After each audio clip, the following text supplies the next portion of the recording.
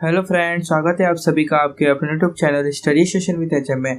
तो फ्रेंड्स, आज हम आरबीएससी क्लास 10 हिंदी क्षितिज के चैप्टर नंबर 11 प्रेमचंद को स्टार्ट करेंगे, है ना। प्रेमचंद कवि का नाम है ना। और अपने पाठ का मूल नाम क्या है? ईदगाह, ठीक है ना।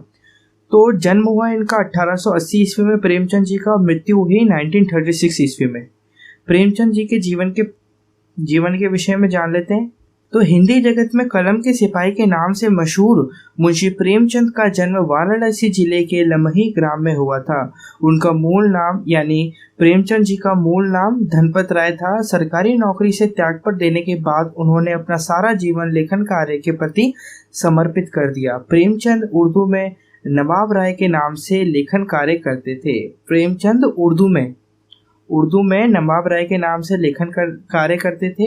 उपन्यास के क्षेत्र में उनके योगदान को देखकर बंगाल के विख्यात उपन्यासकार शरत चंद्र चट्टोपाध्याय ने उन्हें उपन्यास सम्राट कहकर संबोधित किया था। किसने उपन्यास सम्राट कहकर संबोधित किया? उपन्यासकार शरत चंद्र चट्टोपाध्याय ने, ठीक है ना। प्रेमचंद ने अपने साहित्य में किसानों, दलितों, नारियों की वेदना और वर्ण व्यवस्था की कुरीतियों का मार्मिक चित्रण किया है। उन्होंने समाज सुधार और राष्ट्रीय भावना से ओतप्रोत अनेक उपन्यासों एवं कहानियों की रचना की। कथा संगठन, चरित्र चित्रण, कथोपकथन आदि की दृष्टि से उनकी रचनाएं बेजोड़ हैं। उनकी भाषा सजीव, मुहावरेदार और बोलचाल के निकट है। देखिए, उनकी जो भाषा है रचना की, वह सजीव है यानी जीवित है, मुहावरेदार है यानी मुहावरों का अधिक से अधिक प्रयोग हुआ है, और बोलचाल के निकट है यानी हम जो बोलचाल में भाषा का उपयोग करते हैं वैसी है। हिंदी भाषा को लोकप्रिय बनाने में उनका विशेष योगदान है। प्रेमचंद का पहला कहानी संग्रह सोजे वतन नाम से आया, जो 1908 में प्रकाशित हुआ। प्रेमचंद जी का पहला कहानी संग्रह कौन सा था? सोजे वतन, जो कब आया? 1908 में, ठीक है ना। सोजे वतन यानी देश का दर्द। देशभक्ति से ओतप्रोत होने के कारण इस पर अंग्रेजी सरकार ने रोक लगा दी और लेखक को भी भविष्य में इस तरह का लेखन न करने की चेतावनी दी। इसके कारण उन्हें नाम बदलकर लिखना पड़ा। किसको? प्रेमचंद जी को। मरणोपरांत यानी मरने के बाद उनकी कहानियां मानसरोवर नाम से 8 खंडों में प्रकाशित हुई। उनकी जो कहानियां हैं वो मानसरोवर नाम से 8 खंडों में प्रकाशित हुई। अब इनकी कृतियां देखते हैं। कहानी संग्रह है मानसरोवर 8 भाग, उपन्यास निर्मला, सेवा सदन, प्रेमाश्रम, रंगभूमि, कर्मभूमि, गोदान और गबन। नाटक है इनका करबला और संग्राम। पत्रिकाएं हैं माधुरी, हंस, मर्यादा, जागरण। अब पाठ परिचय। ईदगाह मुंशी प्रेमचंद की बाल मनोवैज्ञानिक को चरितार्थ करने वाली एक प्रतिनिधि कहानी है। ईदगाह मुंशी प्रेमचंद की बाल मनोविज्ञान को चरितार्थ करने वाली एक प्रतिनिधि कहानी है। इस कहानी में ईद जैसे महत्वपूर्ण त्योहार को आधार बनाकर ग्रामीण मुस्लिम जीवन का सुंदर चित्र प्रस्तुत किया गया है। अभाव उम्र से पूर्व बच्चों में कैसे बड़ों जैसी समझदारी पैदा कर देता है, ये इस कहानी में हामिद के चरित्र से साफ जाहिर होता है। मेले में हामिद अपनी हर इच्छा पर संयम रखने में विजयी होता है। साथ ही रुस्तमे हिंद चिमटे के माध्यम से प्रेमचंद्र ने श्रम के सौंदर्य एवं महत्व को भी उद्घाटित किया है। चित्रात्मक भाषा की दृष्टि से भी यह कहानी अनूठी है। चित्रात्मक भाषा की दृष्टि से, चित्रात्मक यानी विजुअलाइजेशन लैंग्वेज की दृष्टि से यह कहानी अनूठी है यानी अलग है। अब प्रारंभ करते हैं अपना चैप्टर ईदगाह। देखिए, ईदगाह का अर्थ समझते हैं पहले। ईदगाह का अर्थ क्या होता है? देखिए, अपन ने आपने मस्जिद देखी होगी। मस्जिद की जो सामने की एक खुली जगह होती है ना, जो खाली और खुली जगह होती है, वह स्थानीय क्या कहलाता है? ईदगाह कहलाते हैं। जहाँ पर सब लोग क्या करते हैं? बैठकर नमाज पढ़ते हैं और ये सब कार्य करते हैं, वर्शिप यानी, ठीक है ना। ईदगाह वो एक खाली स्थान को कहते हैं मस्जिद के सामने, ठीक है ना। अब देखते हैं, स्टार्ट करते हैं। रमजान के पूरे 30 रोजों के बाद ईद आई। रमजान यानी मुस्लिम कैलेंडर के एक महीने का नाम होता है। जैसे अपने हिंदू कैलेंडर के मैं लेता हूँ जनवरी, फरवरी, मार्च, अप्रैल, ऐसे अपने कैलेंडर है ना, इसमें जनवरी, फरवरी, मार्च। ऐसे ही मुस्लिम कैलेंडर में भी, इसी प्रकार मुस्लिम कैलेंडर में भी एक महीने का नाम क्या है? रमजान है, ठीक है भाई। रमजान के पूरे 30 रोजों यानी उपवास के बाद ईद आई। 30 उपवासों के बाद क्या आई? ईद आई। कितना मनोहर, कितना सुहावना प्रभात है। प्रभात यानी सुबह है। वृक्षों पर कुछ अजीब हरियाली है, खेतों में कुछ अजीब रौनक है यानी शोभाएं हैं, आसमान पर कुछ अजीब लालिमा है। आज का सूर्य देखो कितना प्यारा, कितना शीतल यानी ठंडा है, मानो संसार को ईद की बधाई दे रहा है। गांव में कितनी हलचल है, ईदगाह जाने की तैयारियां हो रही हैं। किसी के कुर्ते में बटन नहीं है, पड़ोस के घर से सुई धागा लेने दौड़ा जा रहा है। किसी के जूते कड़े हो गए हैं, उनमें तेल डालने के लिए तेली के घर भागा जाता है। जल्दी जल्दी बैलों को सानी पानी दे दें, ईदगाह से लौटते लौटते दोपहर हो जाएगी। 3 कोस का पैदल रास्ता, फिर सैकड़ों आदमियों से मिलना भेंटना। दोपहर के पहले लौटना असंभव है।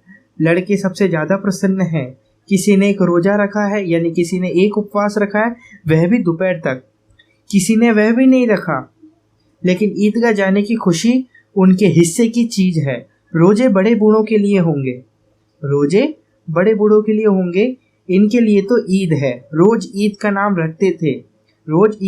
रटते थे, आज वह आ गई यानी ईद आ गई। अब जल्दी पड़ी है कि लोग ईदगाह क्यों नहीं चलते। इन्हें गृहस्थी की चिंताओं से क्या प्रयोजन। सेवैयों के लिए लोग ईदगाह, सेवैयों के लिए दूध और शक्कर घर में है या नहीं, इनकी बला से ये तो सेवैयां खाएंगे। वह क्या जाने कि अब्बा जान क्यों बदहवास चौधरी कायम अली के घर दौड़े जा रहे हैं। वह क्या जाने कि अब्बा जान क्यों बदहवास चौधरी कायम अली के घर दौड़े जा रहे हैं। उन्हें क्या खबर कि चौधरी आज आंखें बदल ले। देखिए यहाँ पर आंखें बदलने पे अंडरलाइन करिए, और अंडरलाइन करके इसका मतलब देखिए एक मुहावरा है। आंखें बदलना यानी एक मुहावरा होता है जिसका अर्थ होता है व्यवहार में परिवर्तन करना। क्या होता है? व्यवहार में परिवर्तन करना। चौधरी आज आंखें बदल ले तो यह सारी ईद मुहर्रम हो जाएगी। मुहर्रम मतलब होता है मातम। ईद का अपोजिट है। ईद क्या है? खुशी का दिन है, और मुहर्रम क्या है? मातम का दिन यानी दुख का दिन। तो ईद का अपोजिट क्या होगा? मुहर्रम होगा। उनकी अपनी जेबों में तो कुबेर का धन भरा हुआ है। कुबेर का धन यानी बहुत सा धन भरा हुआ है। बार बार जेब से अपना खजाना निकाल कर गिनते हैं और खुश होकर फिर रख लेते हैं। महमूद गिनता है 1, 2, 10, 12। उसके पास 12 पैसे होकर फिर मोहसिन के पास 1, 2, 3, 8, 9, 15 पैसे हैं। इन्हीं अनगिनती पैसों में अनगिनती चीजें लाएंगे, खिलौने, मिठाइयाँ, बिगुल, गेंद और न जाने क्या क्या। और सबसे ज्यादा प्रसन्न है हामिद। और सबसे ज्यादा प्रसन्न कौन है? हामिद है। वह 4-5 साल का गरीब सूरत दुबला पतला लड़का जिसका बाप गत वर्ष हैजे की भेंट हो गया, यानी हैजा एक बीमारी है। कुछ वर्षों पहले हैजे के से पीड़ित होकर उसके पिताजी की मृत्यु हो गई, और माँ न जाने क्यों पीली होती होती एक दिन मर गई। किसी को पता न चला क्या बीमारी है। उसकी माता के विषय में बात हो रही है। कहती भी तो कौन सुनने वाला था। दिल पर जो कुछ बीती थी वह दिल में ही सहती थी, और जब ना सहा गया तो संसार से विदा हो गई। अब हामिद अपनी बूढ़ी दादी अमीना की गोद में सोता है और उतना ही प्रसन्न है। अपनी अमीना दादी या मतलब दादी के पास ही रहता है। अब उसके अब्बाजान रुपए कमाने गए हैं, बहुत सी थैलियां लेकर आएंगे। अम्मी जान अल्लाह मियाँ के पास, अल्लाह मियाँ यानी ईश्वर के पास के घर से उसके लिए बड़ी अच्छी अच्छी चीजें लाने गई हैं। इसलिए हामिद प्रसन्न है। आशा तो बड़ी चीज है। क्या है? आशा तो बड़ी चीज है। और फिर बच्चों की आशा, उनकी कल्पना तो राय का पर्वत बना लेती है। अब यहाँ देखिए, अंडरलाइन करिए, राय का पर्वत बनाना। ये एक मुहावरा है। इसका मतलब होता है छोटी बात को बड़ा बना देना। मैंने आपको कहा था ना, अकबर अपन अभी आगे पढ़ रहे थे, क्या पढ़ा था हमने प्रेमचंद जी के जीवन परिचय में, कि वह मुहावरेदार भाषा है। रचना की जो उनकी भाषा है वह कैसी है? मुहावरेदार। तो आपको कई अभी मुहावरे दिखेंगे। हामिद के पाँव में जूते नहीं हैं, सिर पर एक पुरानी धुरानी टोपी है जिसका गोटा काला पड़ गया है। जिससे टोपी बनती है ना, वो जो धागा या जो गोटा होता है ना, वो काला पड़ गया है। फिर भी वह प्रसन्न है। जब उसके अब्बा जान थैलियां और अम्मी जान नियामतें यानी आशीर्वाद लेकर आएंगी तो वह दिल के अरमान निकाल लेगा। तब वह दिल के अरमान निकाल लेगा। यहाँ भी अंडरलाइन करिए, अरमान निकाल लेना। ये भी एक मुहावरा है। इसका मतलब होता है इच्छाएं पूरी करना। क्या होता है? इच्छाएं पूरी करना। तब देखेगा महमूद, मौसिन, नूरे और सम्मी कहाँ से उतने पैसे निकालेंगे। ये हामिद के अंदर की अभिलाषा है, यह वो विचार ऐसे करता है। यहाँ हामिद को उसकी दादी ने, अमीना ने कुछ इस प्रकार से बताया कि इसके जो पिताजी हैं, अब्बा जान जो हैं, वो कहाँ गए हुए हैं? बाहर पैसे लेने गए हुए हैं, यानी अभी वो काम करने गए हैं, पैसे लाकर तुम्हारे को देंगे, ठीक है ना। और अम्मी जान कहाँ गई हैं? खुदा के पास गई हैं, वहाँ से तुम्हारे लिए बहुत सारा आशीर्वाद लाएंगी। लेकिन इसके तो दोनों माता पिता ही मर गए थे। बेचारा हामिद। अभागिन अमीना अपनी कोठरी में बैठी रो रही हैं। आज ईद का दिन और उसके घर में दाना नहीं। आज आबिद होता, यानी उसका पिता होता, किसका? हामिद का।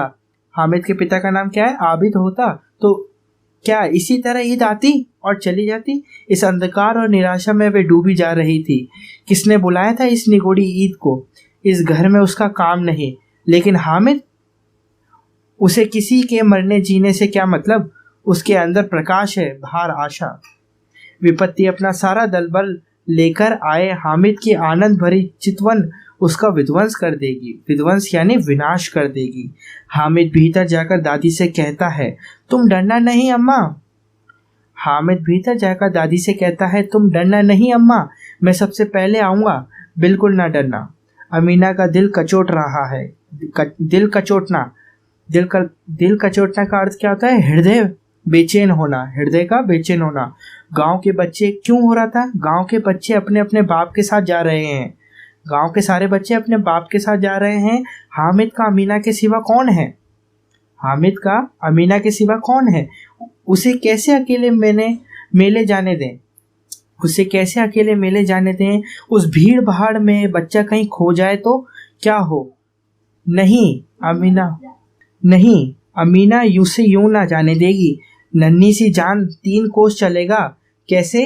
पैर में छाले पड़ जाएंगे, जूते भी तो नहीं हैं। वह थोड़ी थोड़ी दूर पर उसे गोद ले लेगी। लेकिन यहाँ सेवैयाँ कौन पकाएगा?